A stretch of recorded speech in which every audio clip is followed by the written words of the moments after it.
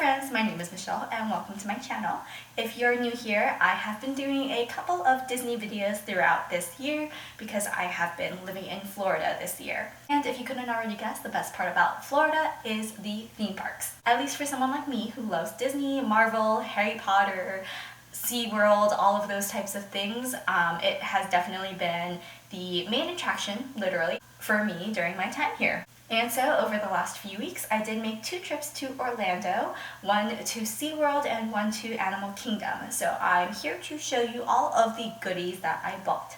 The first trip that I did was to Disney's Animal Kingdom. I actually didn't purchase that much during this trip.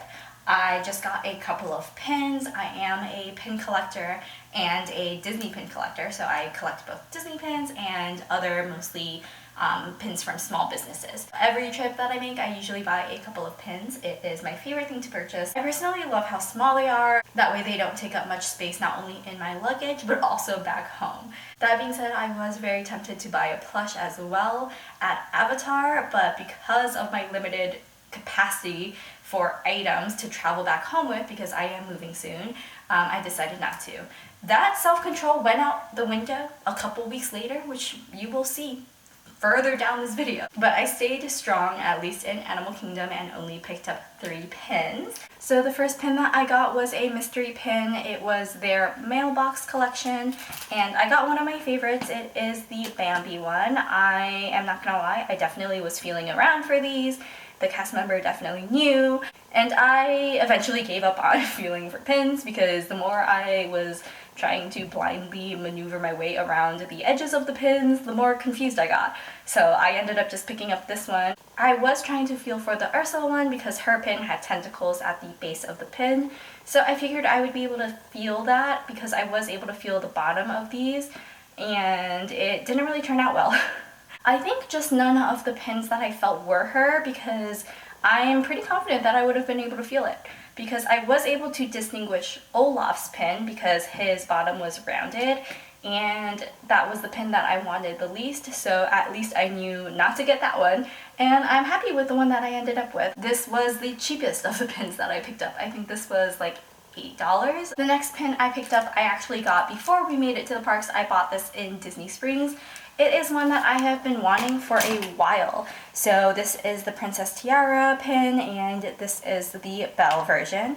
I saw the Tiana one while I was in Epcot, but I really wanted Belle, so I held off on getting the Tiana one while I was at Epcot, and I'm happy I did because I was able to find the one that I wanted the most. Lastly, this might be my favorite pin. It is the Guardians of the Galaxy Holiday Edition. This is a limited edition pin, of course, for the holidays, and it also was, I think, the most expensive pin that I got during this trip. I think this one came out to about $19. I love the design. Again, I am a huge Marvel fan, if you couldn't already tell from my other videos, and I love the subtle design. I'm not a huge Christmas person, but I'm a huge holiday person, so I love like holiday lights and that kind of thing, and I love that that is the detail that was incorporated in this design. Next up, I made a trip to SeaWorld. So here I bought a little tree ornament, and it is a hammerhead shark. I love sharks. They are my favorite animal, and specifically hammerheads are one of my favorites, and I don't really have that many ornaments yet. I am getting to the point where I am dreaming about moving out into my dream apartment and just building my own home, and so I'm honestly just looking forward to using this next year because it is my goal to have my own place by then and have my own little holiday setup, because I've always wanted to do that. So I'm excited to have a little shark ornament, because what better ornament for me than a hammerhead shark? And it does say SeaWorld on this silver tag, so I like that there is a little signifier of where this is from without it being like too loud that this is a souvenir. Otherwise it is also on its own, just a very, very pretty little shark. Along with this shark theme, I got this tiny little treasure chest. It is so cute. It is magnetic. It's a small size, and I thought this would be perfect for my shark teeth because it has a shark tooth on the top as well as a shark on the side. Like I said, I love pins. So at SeaWorld, I also picked up a pin. This is a holiday version, and it is a little sea turtle on a holiday train. They have a couple of these. I believe they have a dolphin and a penguin, and you can connect these, which is really awesome. The coolest detail is definitely that the backings are shaped like tails. So remember when I said I was trying not to get a plush and trying to be mindful of what I could fit in my suitcase and at home? Well, that went out the window when I was at SeaWorld because obviously I came home with this guy. Part of it was honestly when I left Disney, I actually wish I spent more money, which sounds ridiculous. It does. I'm materialistic. I don't think there's any way around, like there's no other way to put it other than I love things and I love souvenirs, and I think I was just starting to feel a little sentimental about leaving since again I'm moving, and although I didn't love my time here in Florida, it was a very memorable experience, not only just living here but also my trips out there were with special groups of friends that I made here. I kind of wish I went back for that little avatar plush, but I didn't, and so when I was at SeaWorld, I was honestly like, I don't want to make the same mistake twice. So I did end up picking this up. I love his holiday hat as I smack him on the head. I adore this little holiday hat. It has SeaWorld embroidered on the hat, and I just love how it is a very subtle holiday item without being too intense. And I think this is going to look so cute in my future living room on the couch during the holiday seasons next to my little Christmas tree with my little shark ornament, and I'm just really excited to manifest a home for this guy and for me as well. I also just feel like the stuffed orcas are a quintessential iconic SeaWorld souvenir, and it's honestly just really cuddleable. I just feel like it fits perfectly in my arms. It also fits like perfectly, like I've been sleeping. I do not regret this $40 purchase. I do have to figure out how to stuff it into a suitcase though. Also, I don't expect my videos to get a whole ton of views, but I am wary about SeaWorld related comments.